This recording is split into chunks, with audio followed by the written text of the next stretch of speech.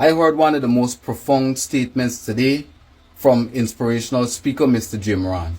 He said, be careful of what you become in the pursuit of what you want.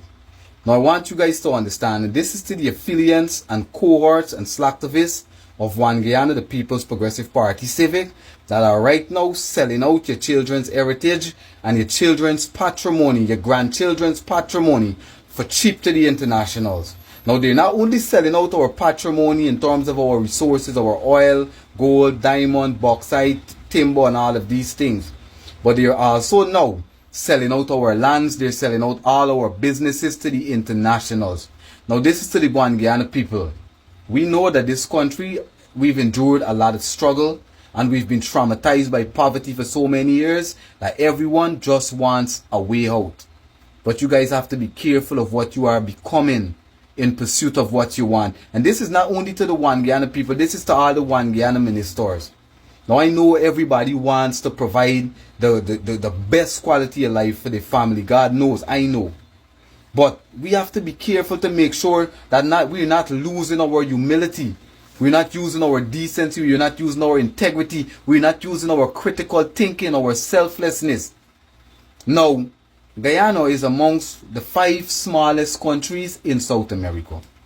Guyana is also amongst one of the 5 countries in South America that has the smallest population. Yet still, even though we are the fastest growing economy, with one of the highest gross domestic product earning per capita in the entire southern hemisphere, in the entire Latin Americas, and the highest gross domestic product earning per capita in all of South America, we, one of the smallest countries with one of the smallest population, still have some of the highest percentages of poverty in South America and in the Latin Americas. Do your Google search and confirm it. This is why you see I'm telling you guys, you got to be careful of what you're becoming in the pursuit of what you want. Sometimes you may not see it, but you guys are trading your humanity, you're trading your humility, and you're trading your children and your grandchildren's future just so you can live a life of some amount of luxury in the present.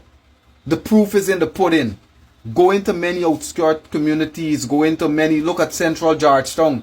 Just the other day, the new Minister of Local Government, Ms. Manik Chan, would have exposed how much in the past 28 out of 33 years that the PPP ran this country, how much they marginalized and oppressed those Guyanese people in that community.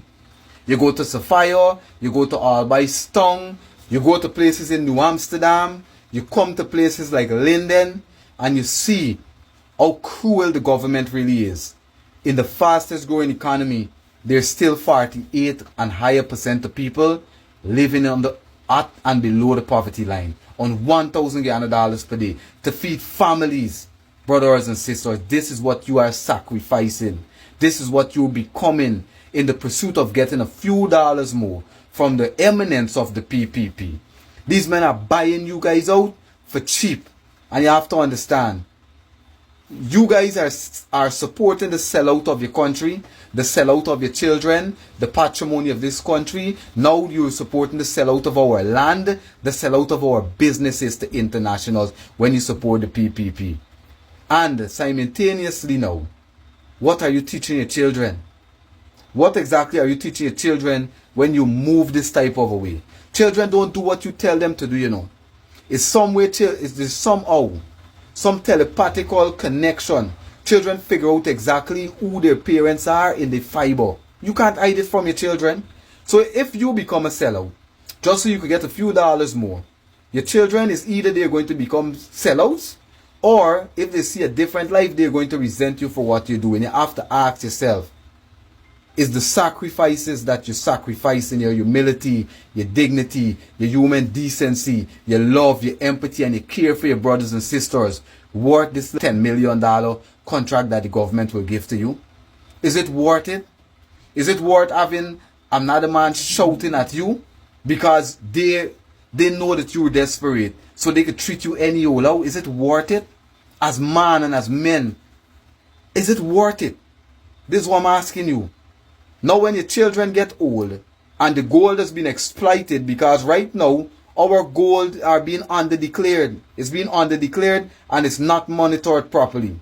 The bauxite right now in Linden, bauxite had a 214% increase in productivity last year and in the past couple of years. And if you look at it, look at how Linden is. They got Linden running real shabby, like a low-life, forgotten community that has many people struggling even to get a house, a roof over their head. Just look at it. Look at our roads continue to degrade and degrade. And the bauxite company, they're not held accountable for it, even though they are responsible for the traverse of many of those vehicles. The big business owners, the big manufacturers, and the company owners, they're not held culpable. And ask yourself, if right now we're the fastest growing economy, where will we be when the wealth of this nation, when the oil has finished extracting? The earlier report said that we will have oil for 50 years in this country. Now ask yourself, at that point we were only extracting about 80,000 barrels and 100,000 barrels of oil. Now we extracting 900,000 a day, 900,000 barrels of oil a day. Do you believe that the oil is going to still be there for the next 50 years? Ask yourself these questions. And then ask yourself, is what you're sacrificing just so you can live a little bit at ease, just with your head slightly above water? Because all of us in the struggle. When we got blackout, all of us in blackout. When we got power outage, when we got water shortage, all of us left without water. Is it worth it? What are you going to tell your children? What are you going to tell your children? What are you going to tell your children when many of their classmates and their friends and so on are struggling and have nothing and you just have a little? Ask yourself. Be careful on the road to trying to achieve things in life, and always ask yourself if it is worth the sacrifice to get wherever it is you're getting. Is it worth what you're trading? Is it worth trading a country for, selling a country for? Allowing this government to sell out all the prime real estate in our country to internationals, to Chinese and Venezuelans and Colombians and Cubans? Is it worth it? Is it worth the sellout of our gold that is being underdeclared and poorly monitored? Is it worth the sellout of our bauxite that the people are made higher than 200% increase in productivity, and then they were fighting our brothers and sisters to give them a 10% increase and end up only giving them 7.5? Is it worth it? Guys, this is bigger than me. It's bigger than you.